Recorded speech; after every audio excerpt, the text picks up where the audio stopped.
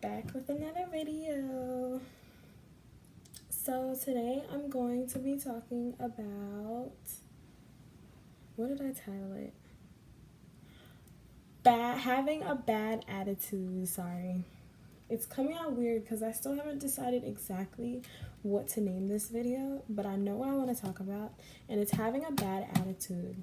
If you see me looking at my phone, you see all that? We're going to be talking about all of this. Yes, I'm so ready to get into it because I feel like this video can potentially change someone's outlook.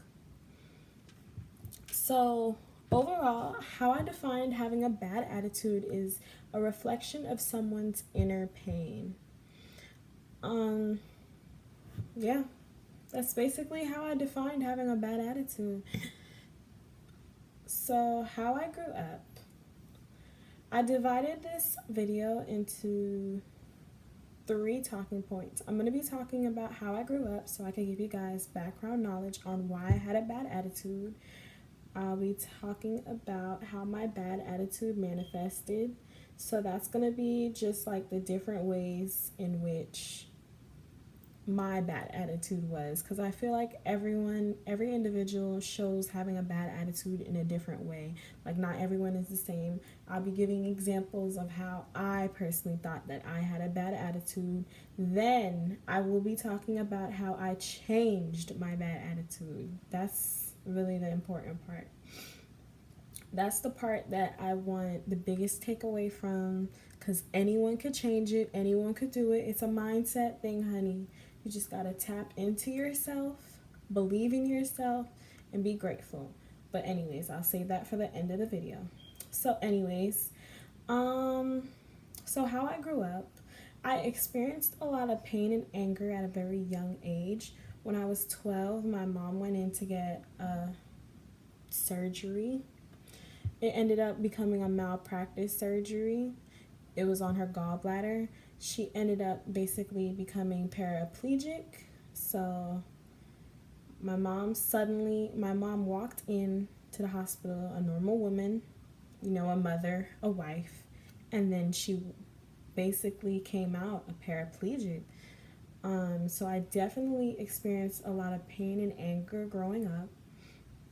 To add fuel to the fire, not to, how do I word this? I don't want to offend anyone. I grew up in a brutally honest environment.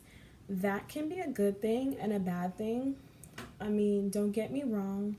It's made me an honest person because of it. I can definitely see areas in which being brought up in a brutally honest environment has changed me for the better, but I can also see areas in which it changed me for the worst, in a sense that my mouth and my personality adapted to this brutally honest environment, and as a result, like, I'm still working on it. I still struggle today. I literally say whatever comes to my mind, like and that's not how you should live your life, honestly. I really am working on it, but I literally say the first thing that comes to my mind, and you guys, it's not good. Like, because of that, I feel like it gives off a rude persona. For one, not everything that I think is nice.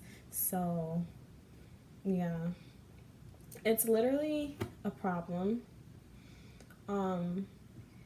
As a result, I've always gotten kind of in a little bit of trouble for being a little mouthy, or someone would oftentimes get offended by what I'm saying, and the delivery of how I say things too. Like how I'm speaking to the camera right now, this is how I would say exactly what I was saying. And, I don't necessarily, I'm not going to say that. But what I will say, I definitely said exactly what was on my mind 95% of the time.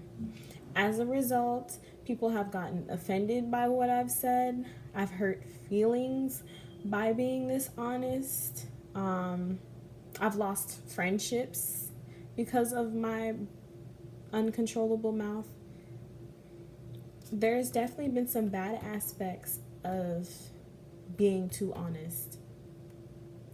Um, so, all of this happened, all the stuff that happened with my mother happened when I was 12.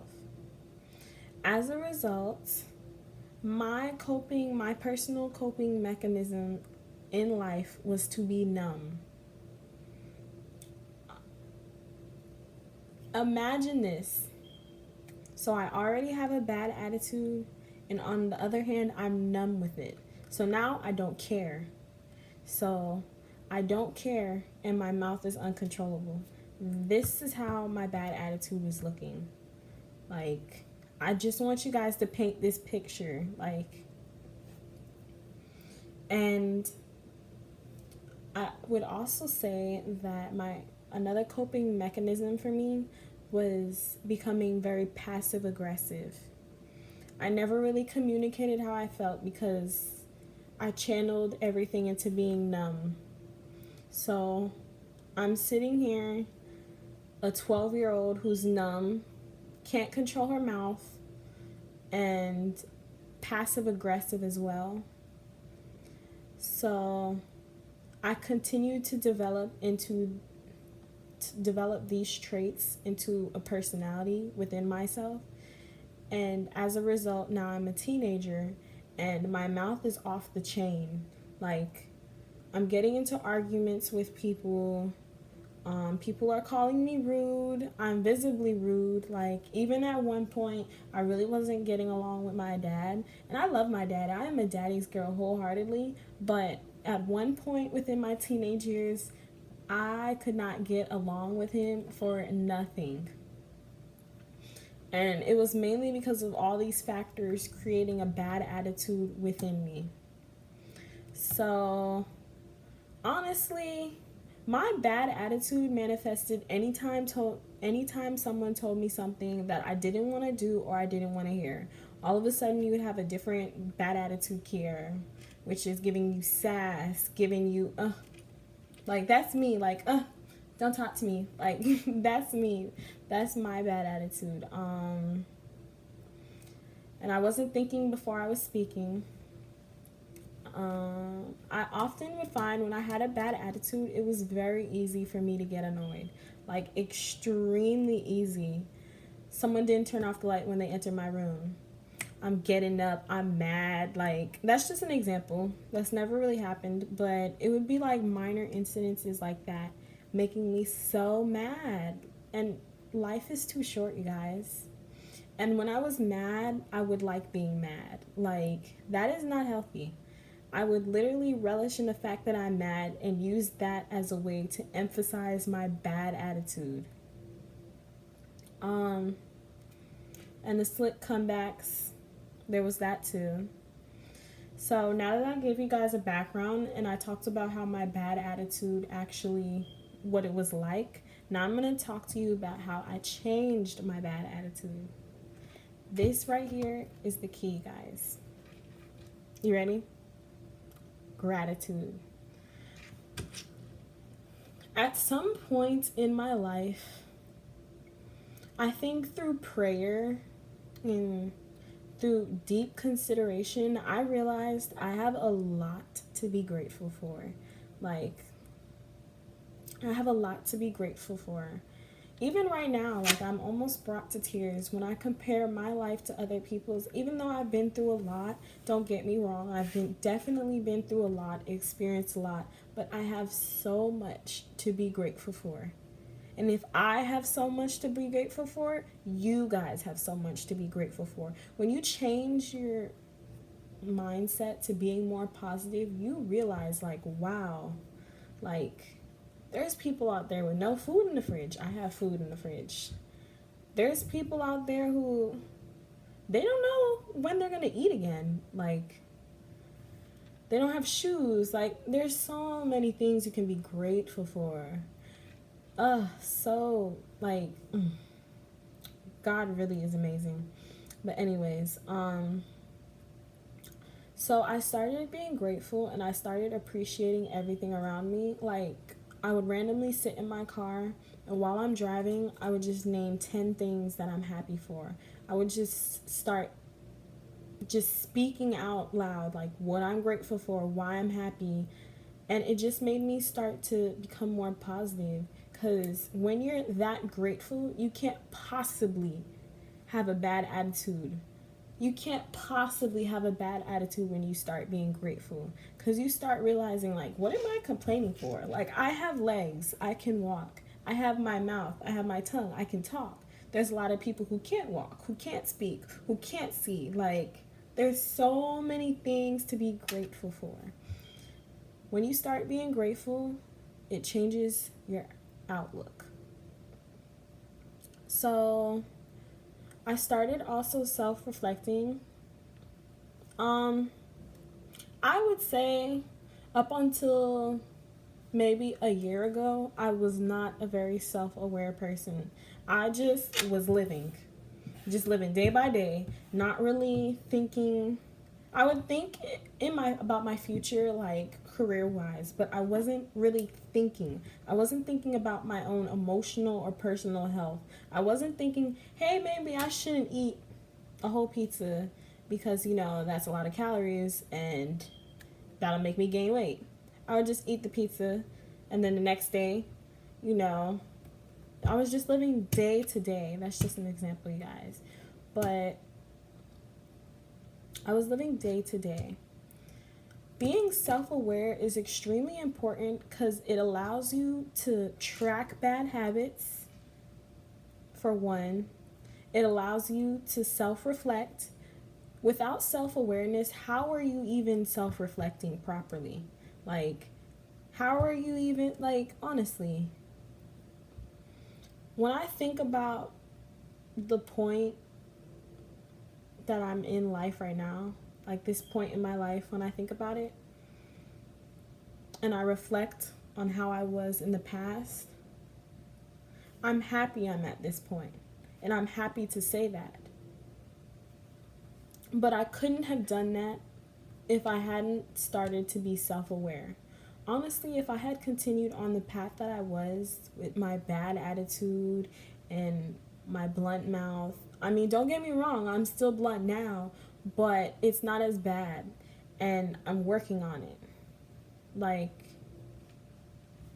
and because I try to be so positive and I'm so grateful, it's hard for me to be negative, and it's hard for me to be nasty like how I was. It's hard for me to, or it's harder for me to come at people like how I did or be as rude as I was. Like, it's harder.